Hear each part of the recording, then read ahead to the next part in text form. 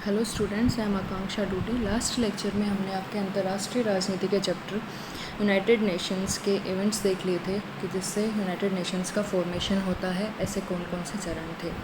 उसके बाद मैंने बताया था कि यूएन के 6 प्रिंसिपल ऑर्गन्स हैं, जो कि है general assembly, security council, economic and social council, international court of justice, trusteeship council and secretariat. सबका इस्टेब्लिशमेंट 1945 में होता है। आज हम बात करेंगे सुरक्षा परिषद यानी सिक्योरिटी काउंसिल के बारे में।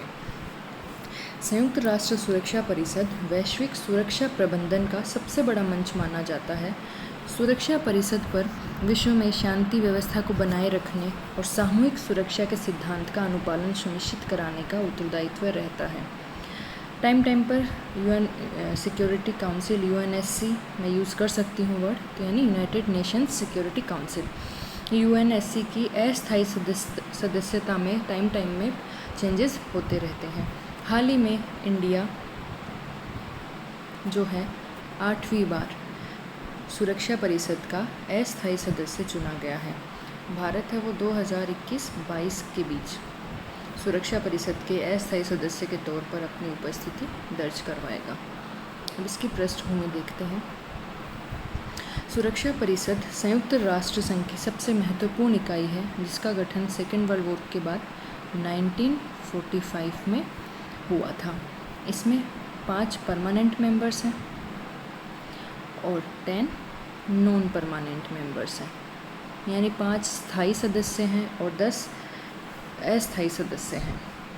मूल रूप से यूएनएससी में 11 मेंबर्स थे, ठीक है, लेकिन 1965 में 11 से बढ़कर 15 कर दिए गए, यानी अस्थायी सदस्यों की सदस्यता में चेंजेस कर दिए गए। पहले 11 मेंबर्स थे टोटल, 5 परमानेंट मेंबर्स थे और 6 नॉन परमानेंट मेंबर्स थे, ठीक है। अब 10 कर दिए गए हैं नॉन परमानेंट मेंबर्स। देखते हैं कि 5 परमानेंट मेंबर्स कौन से हैं। वो हैं यूएस, यूके यानी अमेरिका, ब्रिटेन, रशिया। पहले यहाँ सोवियत संघ हुआ करता था इसका परमानेंट मेंबर, उसके बाद सोवियत संघ का विघटन हो गया 1991 में। उसके बाद उसका जो देश था एक वो रशिया था, उसने यहाँ पे सोवियत संघ का जगह ले लिया। उसके बाद फ्रांस एंड चाइना, ठीक है। ये 5 परमानेंट मेंबर्स हैं, America, Britain, Russia, France and China. और जो 10 नॉन परमानेंट मेंबर्स होते हैं, इनके लिए चुनाव होता है। अस्थायी सदस्यों का चुनाव 2 वर्ष के लिए होता है। अस्थायी सदस्य देशों को चुनने का उद्देश्य है सुरक्षा परिषद में क्षेत्रीय संतुलन कायम रखना। इस अस्थायी सदस्यता के लिए सदस्य देशों में चुनाव होता है। अब यहाँ पे मैंने एक बात की, क्षेत्रीय संतुलन कायम रखना, यानी जो 10 अस्थायी सदस्य हैं वो पूरे वर्ल्ड में एक रीजनल बैलेंस को बनाते हुए चुने जाते हैं।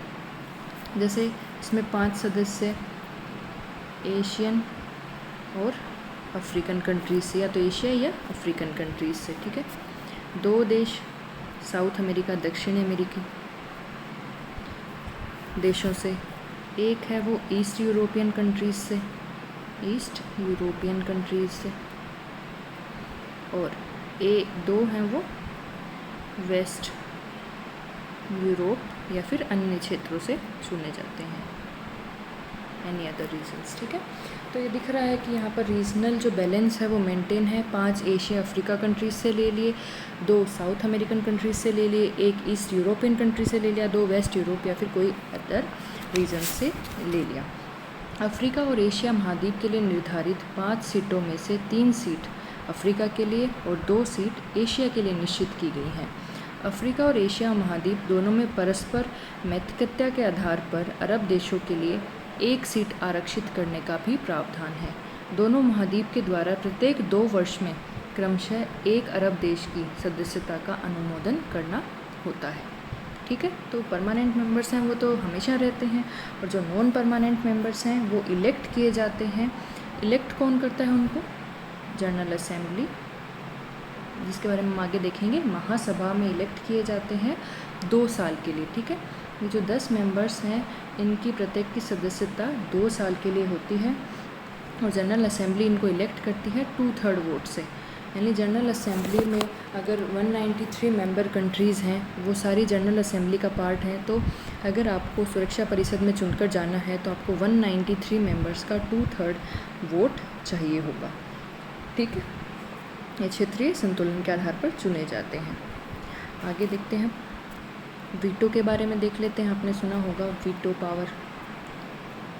जो सुरक्षा परिषद के 5 परमानेंट मेंबर्स हैं, जो कि अमेरिका, ब्रिटेन, रशिया, फ्रांस और चाइना हैं, इनके पास वीटो पावर होती है, यानी निषेधाधिकार होता है इनके पास।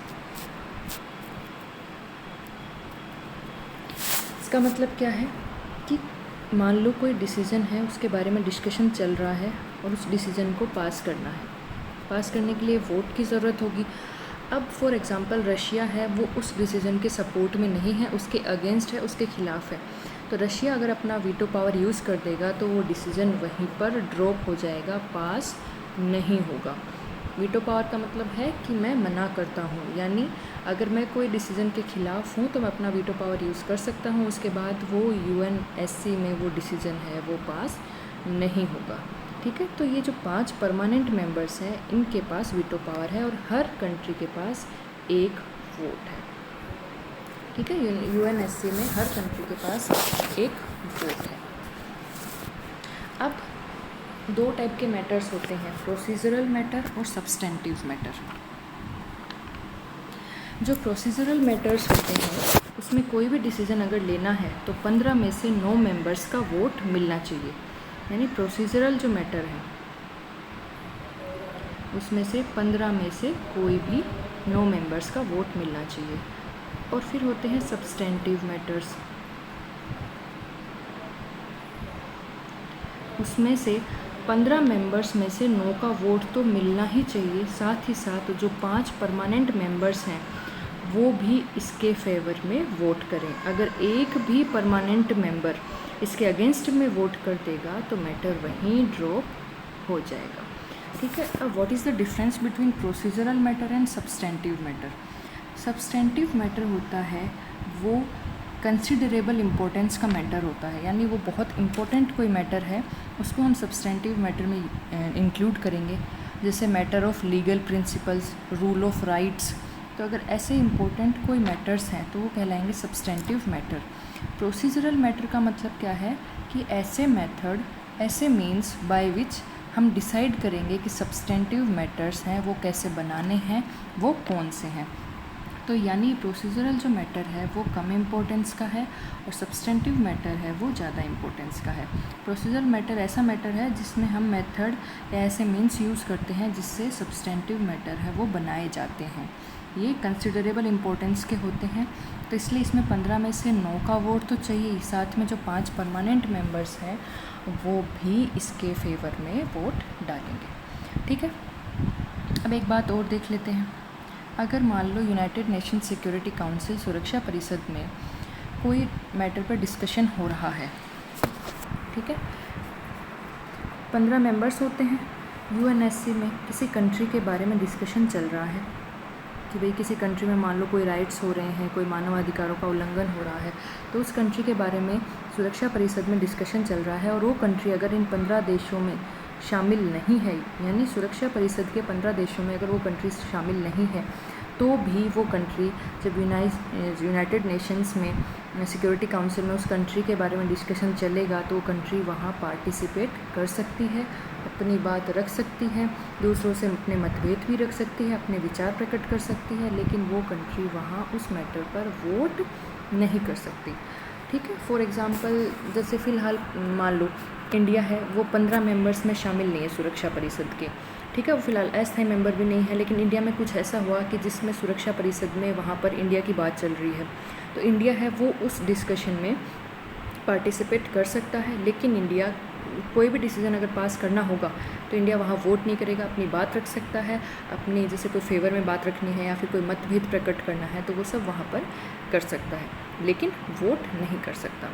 वोट क्या होता है, हर मेंबर के पास एक वोट होता है 15 कंट्रीज़ के, और परमानेंट मेंबर्स हैं उनके पास वीटो पावर होता है। प्रोसीजरल कोई मैटर है कम इम्पोर्टेंस का, उस पर डिसीजन लेना होता है तो 15 में से 9 मेंबर्स का वोट होना चाहिए। और अगर सब्सटेंटिव मैटर है तो 15 मेंबर में से 9 तो होने ही चाहिए, साथ में 5 परमानेंट मेंबर्स हैं वो भी उस डिसीजन के फेवर में होने चाहिए। ठीक है, ये थी बात यहाँ पर वोट की। अब इसके चुनाव की प्रक्रिया, मैंने कहा था कि जो 15 मेंबर्स में से 10 नॉन परमानेंट मेंबर्स हैं वो चुने जाते हैं रीजनल बेसिस पे। ठीक है, तो उनका चुनाव कैसे होता है?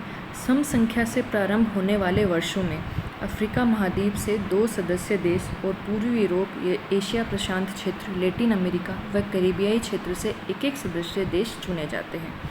वहीं विषम संख्या से प्रारंभ होने वाले वर्षों में पश्चिमी यूरोप और अन्य क्षेत्रों से 2 सदस्य, एशिया प्रशांत क्षेत्र, अफ्रीका महाद्वीप, लैटिन अमेरिका व कैरिबियाई देश से एक सदस्य चुना जाता है। ठीक है, यदि कोई देश सर्वसम्मति से उम्मीदवार बना है और उसके समूह द्वारा उसे पूर्ण समर्थन प्राप्त है तो भी उसे वर्तमान सत्र में उपस्थित और मतदान करने वाले 2/3 सदस्यों के वोट सुरक्षित करने की आवश्यकता है। ठीक है, अगर सारे मान लो 193 कंट्रीज़ हैं, किसके? जनरल असेंबली के, महासभा के 193 कंट्रीज़ हैं, वो वोट कर रही हैं किस, जैसे इंडिया है फॉर एग्जांपल, उसको नॉन परमानेंट मेंबर बनना है, अस्थायी सदस्य देश बनना है सुरक्षा परिषद का, तो उसको 193 वोट्स में से अगर सारी कंट्रीज़ वोट करती हैं तो 129 वोट्स सुरक्षित करने की आवश्यकता है, यानी 2/3 193 का।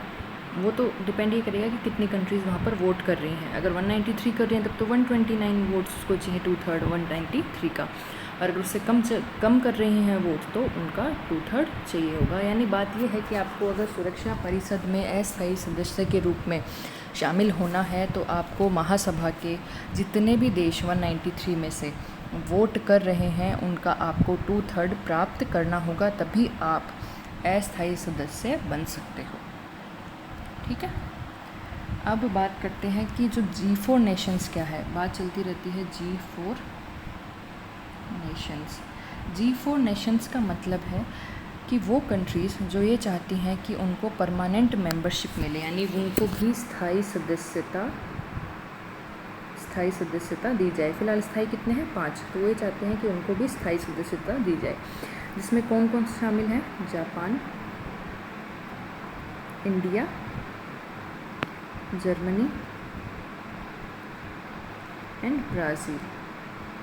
ठीक है, ये G4 कंट्रीज़ हैं। ये कहती हैं कि टाइम के साथ इसमें परिवर्तन की आवश्यकता है और हमें भी मेंबरशिप मिलनी चाहिए। अब इसके अगेंस्ट है कॉफ़ी क्लब। कॉफ़ी क्लब क्या है कि G4 नेशंस को काउंटर करने के लिए उनके अपोजिट कुछ कंट्रीज़ ने ग्रुप बनाया है और वो अपोज कर रही हैं कि भाई स्थायी सदस्यता एक्सपेंड नहीं करनी है, 5 परमानेंट मेंबर हैं तो 5 ही रहने चाहिए। जो G4 नेशंस हैं ये बात कर रहे हैं कि हमें भी मेंबरशिप चाहिए, तो इनकी बात ना मानी जाए, स्थायी सदस्यता को एक्सपेंड नहीं किया जाए, तो इनको हम कॉफ़ी क्लब के नाम से जानते हैं। तो ये कर रही हैं अपोज कि सिर्फ 5 ही रहने चाहिए, एक्सपेंड नहीं होना चाहिए, विस्तार नहीं होना चाहिए। कॉफ़ी क्लब की लीडरशिप कौन कर रहा है? इटली। ठीक है, इटली की लीडरशिप में एक कॉफ़ी क्लब बनाया गया है और इसके कुछ मेंबर्स हैं Spain, Malta, San Marino, Pakistan, South Korea, Canada, Mexico, Argentina, Colombia and Turkey. ठीक है, अब UNSC जो यूनाइटेड नेशन सिक्योरिटी काउंसिल है, इसका चैम्बर कहाँ है? इसका चैम्बर भी न्यूयॉर्क में है। न्यूयॉर्क में इसका हेडक्वार्टर है। इसे नोवेरियन रूम के नाम से भी जाना जाता है। ठीक है, जो इसका चैम्बर है न्यूयॉर्क में, इसे नोवेरियन रूम के नाम से भी जानते हैं। ठीक है, अब भारत ने इसकी सदस्यता कब से ली है? जनवरी 2021 से दिसंबर 2022। और भारत को 192 देशों ने मतदान किया था, 184 कंट्रीज़ का वोट इंडिया को मिले, तो इंडिया अब इसका एक नॉन परमानेंट मेंबर है। ठीक है, अब सुरक्षा परिषद की भूमिका और शक्तियाँ देख लेते हैं। सुरक्षा परिषद संयुक्त राष्ट्र संघ का सबसे शक्तिशाली निकाय है जिसकी प्राथमिक जिम्मेदारी है अंतर्राष्ट्रीय शांति और सुरक्षा को कायम रखना। इसकी शक्तियों में शांति अभियानों का योगदान, अंतर्राष्ट्रीय प्रतिबंधों को लागू करना और सुरक्षा परिषद के प्रस्तावों के माध्यम से सैन्य कार्रवाई करना शामिल है। आप जनरली न्यूज़पेपर में सुनते होंगे कि इस कंट्री के खिलाफ़ इंटरनेशनल सैंक्शन लगा दिए कि किसी दूसरी कंट्री के साथ व्यापार नहीं कर सकती, या फिर इस कंट्री का तेल कोई और नहीं खरीदेगा। वो प्रतिबंध लगाना, कोई कंट्री अगर कोई क्राइम करता है या कोई एग्रेशन का काम करता है, इनको ये लगता है कि वो कंट्री सही नहीं कर रहा है, तो वो उस पर प्रतिबंध भी लगा सकते हैं कि वो दूसरों के साथ या दूसरी कंट्रीज हैं उसके साथ व्यापार नहीं करें, वो जो कि इकोनॉमिक सेक्शंस में आता है। तो ऐसे इंटरनेशनल सैंक्शंस भी कंट्रीज़ पे लगा सकते हैं, शांति अभियानों में योगदान देते हैं। यह सदस्य देशों पर बाध्यकारी प्रस्ताव जारी करने का अधिकार रखने वाला संयुक्त राष्ट्र संघ का एकमात्र इकाई है। यानी जो प्रस्ताव हैं वो जो प्रस्ताव यहाँ पास होते हैं वो इसके सदस्य देशों पर बाध्यकारी हैं, बाइंडिंग है। ठीक है। संयुक्त राष्ट्र चार्टर के तहत सभी सदस्य देश सुरक्षा परिषद के निर्णयों का पालन करने के लिए बाध्य हैं। मौजूदा समय में संयुक्त राष्ट्र सुरक्षा परिषद के 5 स्थायी सदस्यों के पास वीटो पावर है, जिसका मतलब है निषेधाधिकार। ठीक है। यानी स्थायी सदस्यों के निर्णय से अगर एक भी स्थायी सदस्य सहमत नहीं है तो वो वीटो पावर का इस्तेमाल करके उस निर्णय को रोक सकता है। इसलिए और अगर वो निर्णय पास हो गया तो वो सबके लिए बाध्य है। ठीक है। और इसकी जो ये शक्तियाँ हैं ये यूएन चार्टर में लिखी गई हैं। इनका मेन काम क्या है? इंटरनेशनल पीस और सुरक्षा को कायम रखना। और अब हम देखते हैं कि संयुक्त राष्ट्र सुरक्षा परिषद में परिवर्तन की आवश्यकता क्यों है। तो ये हम नेक्स्ट लेक्चर में देखेंगे कि भी आजकल बात चल रही है कि परिवर्तन की आवश्यकता है, भारत की स्थायी दावेदारी क्यों ज़रूरी है, और सुरक्षा परिषद में अन्य समूहों की क्या दावेदारी है, क्या इसके सामने चुनौतियां हैं, स्थायी सदस्यता प्राप्त करने के क्या लाभ हैं। ठीक है, वो हम नेक्स्ट लेक्चर में देखेंगे।